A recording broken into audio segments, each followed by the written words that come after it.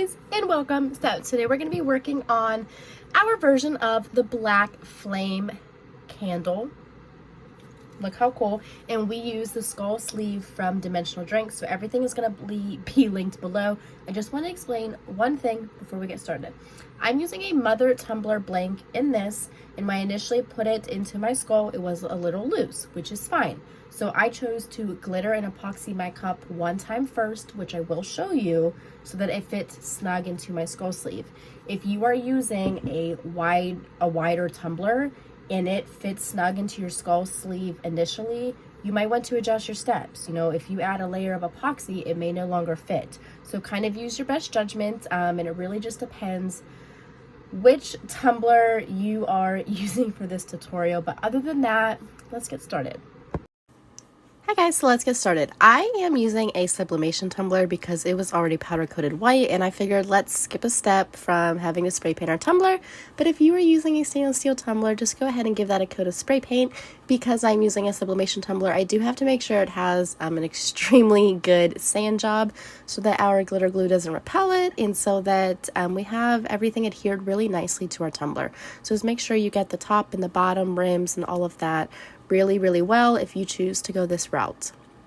We are going to use Adhesive Apothecary's original formula as our adhesive. I love this. It is so thin and it's my favorite way to adhere my glitter. They also have a thick formula if you would need that as well. But I'm just putting a nice thin coat on my tumbler. I'm skipping the bottom because we're actually going to spray paint that part black after we attach it to our skull. So I'm just kind of skipping that area for now. And then I'm going to go in with Heart Happy from PDB Creative Studio. It is curated by Swery Kim. It is a white glitter and it is my favorite. Anytime I have to use a white glitter for a tumbler, I always use Heart Happy because it is super magical. After I coat that, I'm going to seal it in with my Elmer spray glue just to seal it in extra. And then I'm going to go ahead and apply one coat of epoxy to this tumbler so that it's smooth. And then we will be right back to start our skull. So I'm going to go ahead and spray paint my skull black with my airbrush machine, but you could also use spray paint or acrylic paint, whatever works best for you. And after that's dry, we're going to apply it to our tumbler that's been epoxied one time. So I'm mixing up a little bit of fast set for this just so that it dries faster. And I'm really only putting epoxy down here on the bottom part just to slide my skull sleeve on and kind of let that dry and keep it in place. I'm going to take my finger and kind of wipe off any epoxy that accumulated between the skull and the tumbler on that little seam. And then I'm going to let that dry for about 2 hours because I use fast set epoxy. And then we will be back for the fun part. So just make sure you have a nice clean rim there and nothing really accumulated. After that is dry, I'm going to take my airbrush machine and just airbrush the bottom of the tumbler black so that it kind of blends in with the rest of the skull. After that is dry, we are going to put a coat of epoxy on the entire thing. This is going to make sure our white glitter is super smooth because remember that only had one coat of epoxy. And then we're going to get our skull too. I'm making sure to get in all of the cracks and crevices. I did mix a little bit of a sparkle additive into my epoxy and I'll link that below. While that is drying, let's cut our decal. This is a PNG. It's not an SVG, but it imported into Cricut really great. It is available on my shop, so I will link it below. You're more than welcome to convert it to an SVG, but like I said, it uploaded perfectly fine and cut perfectly fine as a PNG, so I don't see any need for it. And I'm not going to weed out those little areas where it says Candle Co. yet. I'm going to show you exactly what I'm going to do. So I'm going to apply some transfer tape on there, and now that my tumbler is dry, we can go ahead and apply that to our tumbler. So just right in the middle. I really love the black and white contrast of this whole tumbler. It's like my favorite thing ever. So we're going to place that right in the middle. I'm bringing it down a little bit because I want to leave room for my drip. So rub that very nicely and then peel it up. And then I'm going to take an X-Acto knife and peel up those tiny little letters that say Candle Co. It was just a little easier for me to do it this way rather than try and weed it before it was on the cup because the letters are super small. And I like to just use an X-Acto knife for that part. And then I actually had to switch out my X-Acto knife blade because it was not sharp enough for this. This part was a little bit of pain in the butt, but we survived. Now let's work on our clay. So I'm just taking black Sculpey clay, working it in my hand so it's nice and soft, and then I'm going to take my roller and roll it flat onto my table.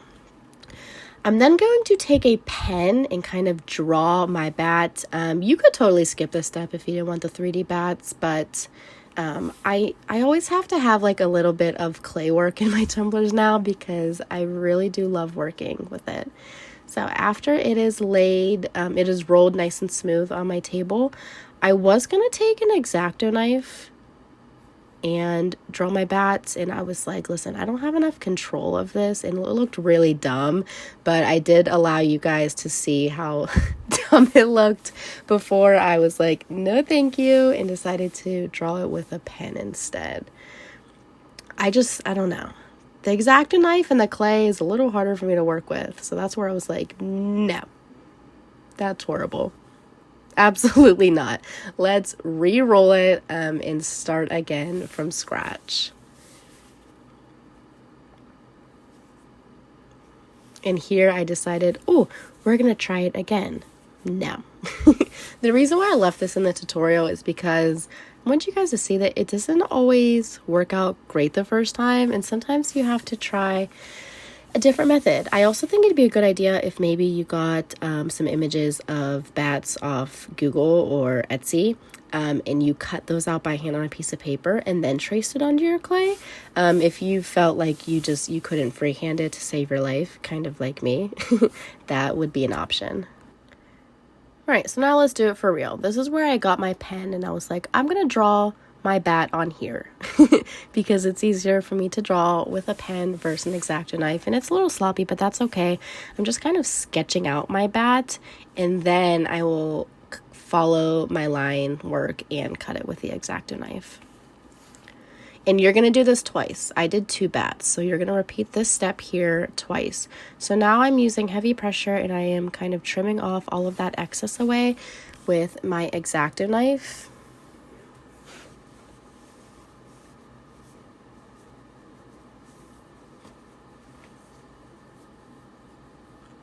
Okay, and then we can straighten this up and work it in our hands and smooth out all of the edges. So now let's peel off all of that extra, and this is what we're left with.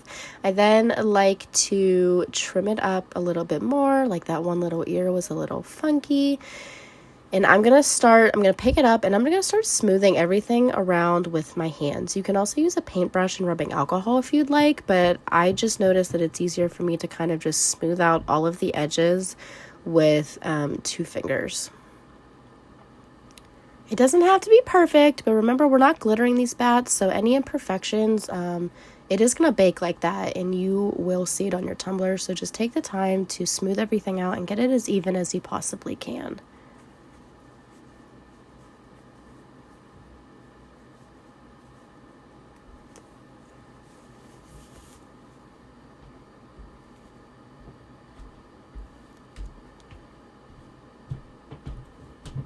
Okay, we're almost done here.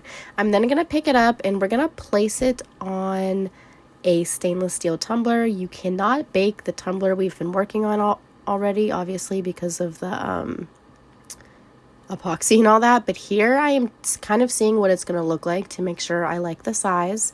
And I did like the size, but some of my edges still needed cleaned up a little bit.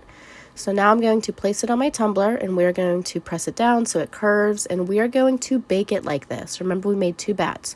You're going to bake it on your stainless steel tumbler at 275 degrees Fahrenheit for about, I did 30 minutes, but just read the instructions on your Sculpey package and use your best judgment. But I also feel like it's easier to smooth out and shape when it's already on the tumbler. So that's why I'm kind of taking the extra time to do that on this step.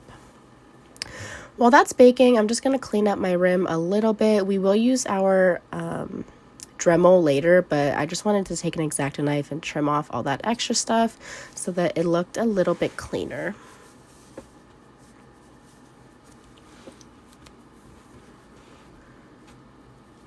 All right, there we go. So now that my bats are out of the oven, I'm going to use liquid fusion and apply those to my tumbler. This probably takes about 20 minutes to dry. You could also use super glue, or you could try UV resin, but I haven't had much luck with UV resin working well with black clay. And those are just on the opposite side of my decal. So I just kind of placed them wherever I thought, and I left about 1/2 inch at the top because of my drip. Right, and then just hold those in place for like 20 seconds and then keep it upright so that the bats don't like pull down as they dry. So now let's do our drip, your guys' favorite part. So I'm mixing equal parts of part A and part B Facet Epoxy by CC DIY, and I'm going to mix that thoroughly, and I'm taking a little bit of their black colorant, like a drop. Mine is kind of dried out, so I had to stick like a popsicle stick in there to get some, but a little bit goes a very long way, and you don't want to use too much. And that is going to color our epoxy nice and bold and black. I'm then going to add a little bit of mica powder to this. It's Black Pearl by PDB, and I added way too much. Like, way too much. You'll see here in a second. We're going to add cornstarch. I usually use Counterculture's Nice and Thick solution, but I was out of it. So we're going to take a tablespoon of cornstarch and dump it in there and mix it very, very well. This is going to thicken our epoxy. Now, I'm not thickening this as much as I typically do because it's like a candle. I want it to drip down a little bit more. So usually when I do drips, I make them super thick because I like them like that. But for this one, we're going to let it be a little bit runny. Not too runny, but a little bit. And just mix it really, really good. The cornstarch is a little more annoying to work with in my opinion, but honestly, it gets the job done, and it is a cheap alternative. We're going to add another tablespoon just to make it extra thick. The thicker you make it, obviously, the less it's going to drip down your cup. And this is important because if you don't let it thicken at all, it's going to drip like all the way down onto our skull, and it's going to be very messy. Here I am switching it to a new cup, just so it's a little cleaner, and just in case it's starting to heat up and activate in the previous cup, this will kind of slow it down, in my opinion. But listen, I'm not a scientist, so don't take that word for word. All right, now let's mix it some more. It's honestly getting pretty thick and it's almost good to go. This is where we added the mica powder, and I was like, that was too much. You never need this much, but it's fine. It just gave it an extra shimmer. Mix it very, very well.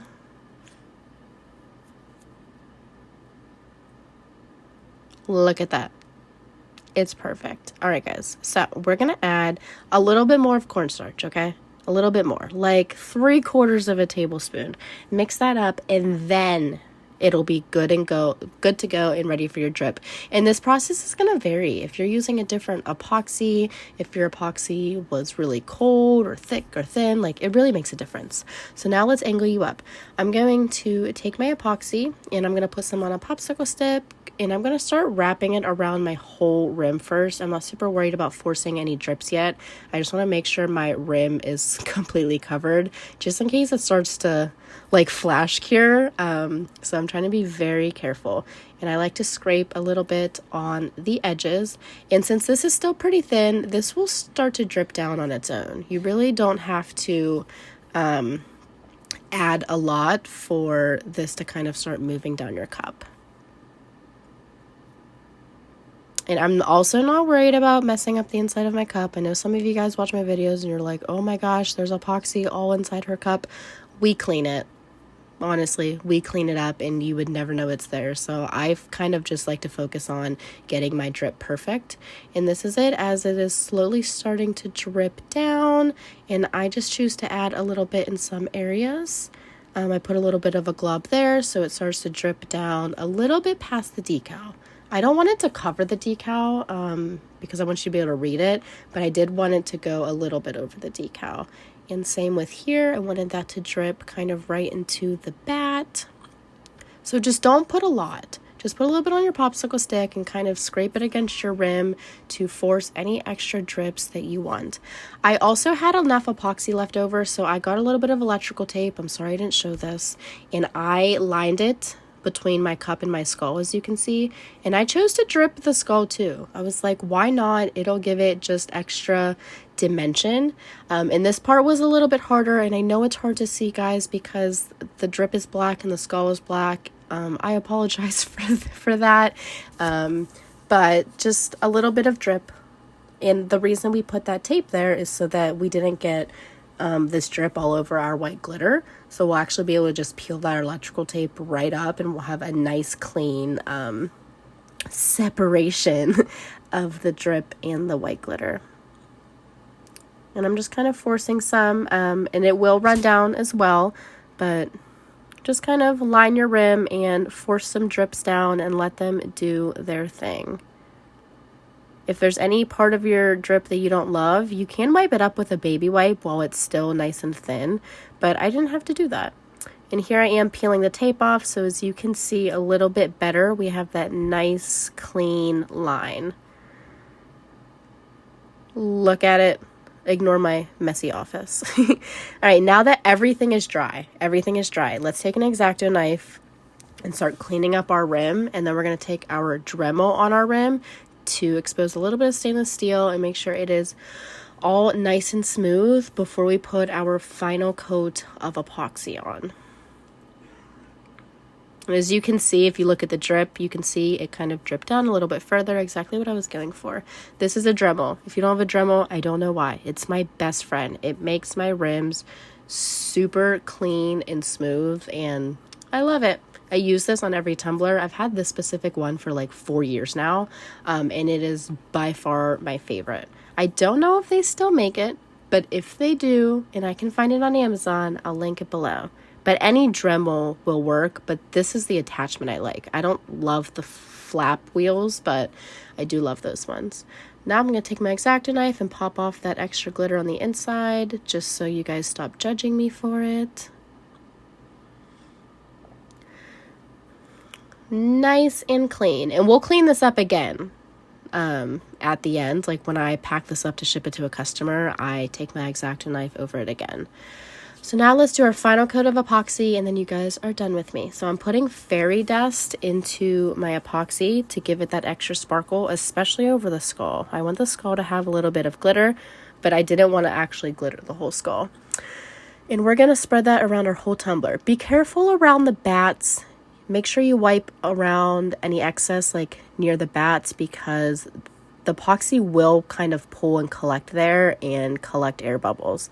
So just make sure you're getting in all of the cracks and crevices very well. Make sure you're covering your drip and your decal. You might need 2 coats on this. I only had to do 1. This coat right here is actually my final coat, which I was super thankful for, that everything kind of went nice and smooth. And because we used a fine glitter, because we didn't actually glitter the skull, this whole process was super easy. And I think we only did, like 3 total coats of epoxy on the whole thing. So it was really nice. And I'm making sure to get the bottom as well. I might add some rhinestones on the bottom, you know, where that rim is from this, like the actual sleeve in the tumbler. I don't know yet.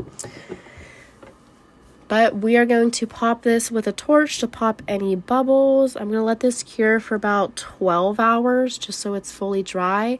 And we are done, guys. Here's the final result. Everything will be linked below. And if you have any questions, please ask, because I am here to help. Thank you.